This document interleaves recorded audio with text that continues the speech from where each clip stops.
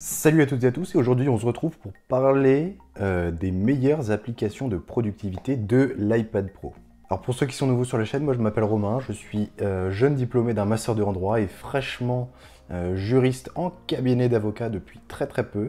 Et sur cette chaîne en fait on parle de tout ce qui est relatif donc à des techs qui vont vous permettre d'améliorer votre expérience à l'université, votre productivité dans votre job de tous les jours, si vous voulez développer un business, tout ça, et plus particulièrement de tout ce qui touche à l'iPad Pro. Alors à titre personnel, moi j'ai l'iPad Pro donc 2018, le 64 Go en gris sidéral comme vous pouvez le voir, c'est le 11 pouces et non pas le 12,9 pouces parce que bon, j'avais fait ce choix là d'avoir le truc le plus cheap de l'histoire, mais c'est quelque chose dont je me sers donc depuis 2018, je l'ai acheté en fin d'année 2018, donc ça va bientôt faire 3 ans que je l'ai avec moi et que je m'en sers pour faire à peu près tout, tout sur ce qui est relatif à tout ce qui est relatif à l'informatique.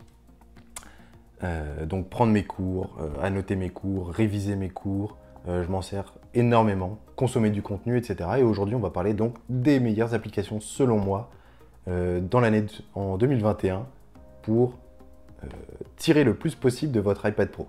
Donc voilà en fait à quoi ressemble mon accueil, ma page d'accueil sur l'iPad Pro. Comme vous pouvez le voir, moi j'aime bien le garder très simple. J'aime pas quand il est trop chargé avec plein d'applications qui viennent donc vous distraire. Pardon. Vraiment, je garde juste mes widgets sur la gauche, la barre en bas et une ligne d'application en haut. J'essaie de le garder le plus simple possible.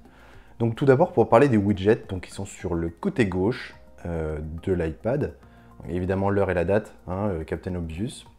Juste en dessous de ça, moi j'ai le widget donc Spark, qui est l'application de mail que j'utilise parce que je trouve qu'elle est beaucoup plus agréable à utiliser que l'application mail de base de Apple. J'aime beaucoup l'esthétique et j'aime bien le fait qu'en fait elle soit distinguée entre les différentes catégories. C'est-à-dire qu'automatiquement ça va te régler, ça va te mettre dans des différentes boîtes tes mails. Donc par exemple ici il y a mes notifications, là il va y avoir tout ce qui est newsletter, les trucs à la con auxquels tu t'abonnes sur internet et tu reçois des mails ad vitam aeternam. Et sinon c'est tes mails de tous les jours qui vont être tout en haut. Et en plus ce qui est sympa c'est que tu vois, tu peux faire, tu vois qu'il y a plein de conneries ici et tu dis hop, et je veux tous les avoir marqués comme lus. Idem ici, c'est que des mails un peu à la con, hop, et c'est parti. Juste en dessous de ça, moi j'ai tout ce qui est en fait Notion.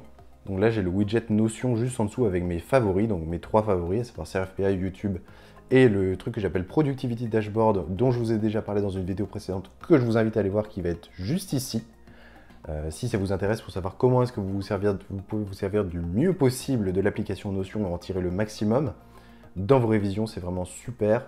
Même pas que dans vos révisions, ça va être l'organisation de votre vie de tous les jours, c'est vraiment super sympa. Donc moi j'ai donc CRFPA, YouTube et Productivity Dashboard. On va voir à quoi ressemble mon Productivity Dashboard entre guillemets. Vous voyez qu'en fait ici, ça c'est les... Bon, je ne vais pas vous refaire la vidéo, c'est très compliqué à expliquer.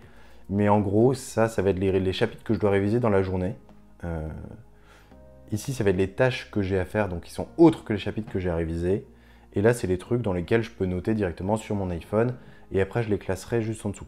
Je vous invite à aller voir la vidéo sur le système de notions que j'ai mis en place, qui est très... elle est très intéressante. Donc voilà, là, c'est mon Productivité Dashboard. Donc sur YouTube, en gros, ça va être toutes les idées de vidéos et toutes les vidéos que j'ai publiées. Ça va me permettre de faire un suivi assez intéressant et de garder une trace de ce que j'ai fait par le passé pour YouTube. Et évidemment le CRFPA, donc il va me permettre... Oups. Et évidemment la partie CRFPA qui est en fait l'accès à tous les chapitres que j'ai fichés.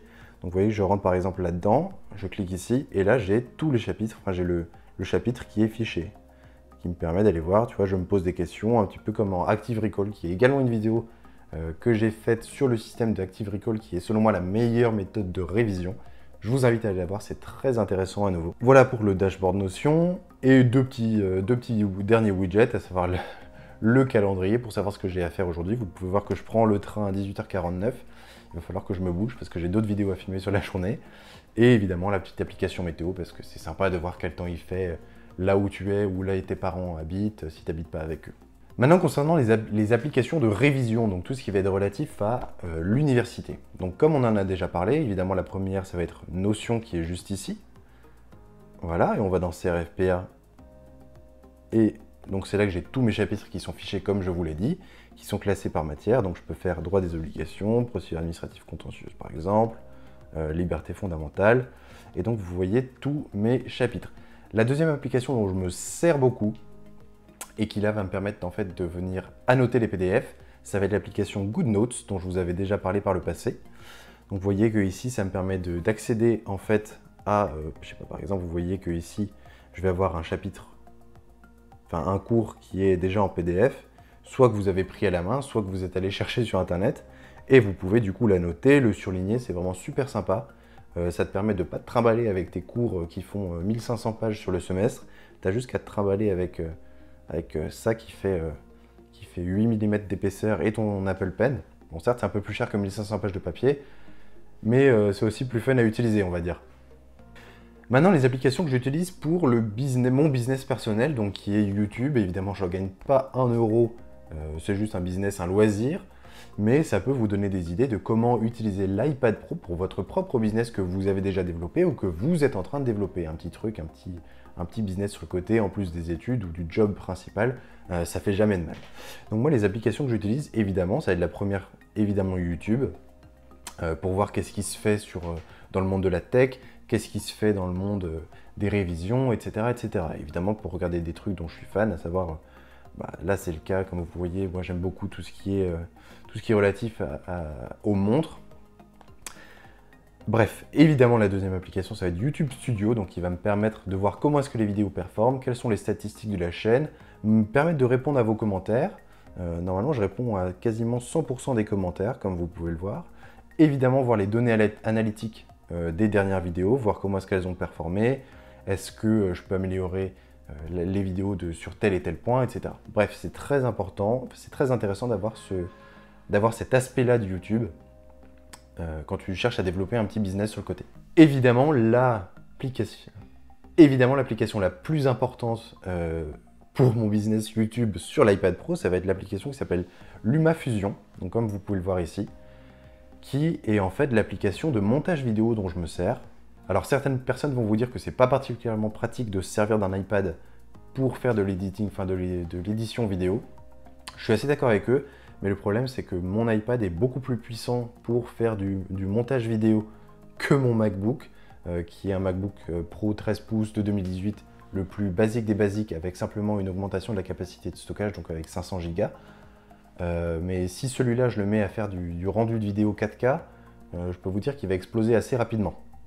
Alors que l'iPad, pas du tout. Une vidéo de 10 minutes, ça va mettre entre 6 et 12 minutes, selon les effets qui sont mis par-dessus, à être rendu. Donc ça me permet de faire du montage vidéo directement depuis ma tablette. Et enfin, la dernière catégorie, ça va être donc les applis pour les news, entre guillemets. Je trouve que c'est assez important de nos jours, et surtout à nos âges, de suivre l'actualité. Donc ce qui est sympa, c'est que par exemple, vous avez des applications comme celle-ci, qui vont vous permettre en fait de lire directement le journal depuis votre tablette. C'est vrai que c'est une expérience très sympa, plutôt que d'aller sur l'ordinateur où tu es obligé de scroll. Là, tu as vraiment l'impression de lire le journal, je trouve ça super cool, je vous avoue. Et c'est vrai que à nos âges, suivre ce qui se passe dans le monde, c'est très important, ça donne de l'ouverture d'esprit. Et c'est vrai que prendre l'habitude de lire ton journal avec un petit café le matin au réveil, je trouve que c'est une très bonne habitude à prendre. Donc voilà, c'est tout pour la vidéo. N'oubliez pas de laisser un j'aime sur celle-ci parce que ça fait toujours plaisir de voir que le travail qu'on fournit est apprécié. Laissez un commentaire pour me dire quelle est selon vous la meilleure application de productivité sur l'iPad Pro. Je suis toujours ouvert à des nouvelles opportunités de découvrir des nouvelles applications. Abonnez-vous à la chaîne pour voir des nouvelles vidéos de ce genre par la suite. Et sur ce, on se retrouve à la prochaine. Allez, salut!